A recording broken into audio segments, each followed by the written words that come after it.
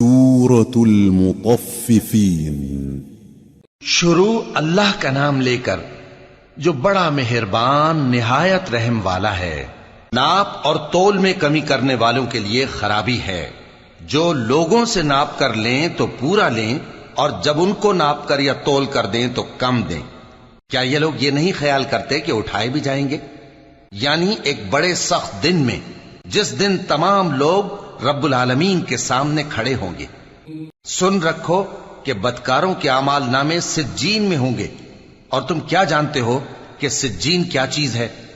ایک دفتر ہے لکھا ہوا، اس دن جھٹلانے والوں کے لیے خرابی ہے، یعنی جو انصاف کے دن کو جھٹلاتی ہیں، اور اس کو جھٹلاتا وہی ہے جو حد سے نکل جانے والا گناہ گار ہے۔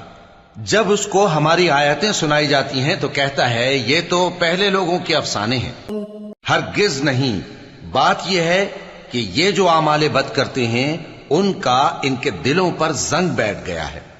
بے شک یہ لوگ اس روز اپنے پروردگار کے دیدار سے اوٹ میں ہوں گے، پھر یہ لوگ یقیناً دوزخ میں جا داخل ہوں گے۔ پھر ان سے کہا جائے گا کہ یہ وہی چیز ہے جس کو تم جھٹلاتے تھے۔ یہ بھی سن رکھو کہ نیکوکاروں کے اعمال نامے علیین میں ہوں گے۔ تم کو کیا معلوم کہ علیین کیا چیز ہے؟ ایک دفتر ہے لکھا ہوا جس کے پاس مقرب فرشتے حاضر ہوتی ہیں۔ بے شک نیک لوگ نعمتوں میں ہوں گے، تختوں پر بیٹھے ہوئے نظارے کریں گے، تم ان کے چہروں ہی سے نعمت کی تازگی معلوم کر لو گے۔ ان کو شراب خالص سر بمہر پلائی جائے گی جس کی مہر مشک کی ہوگی۔ تو نعمتوں کے لیے ریس کرنے والوں کو چاہیے کہ اسی کی ریس کریں، اور اس میں آب تسنیم کی آمیزش ہوگی۔ وہ ایک چشمہ ہے جس میں سے اللہ کے مقرب پیئیں گے۔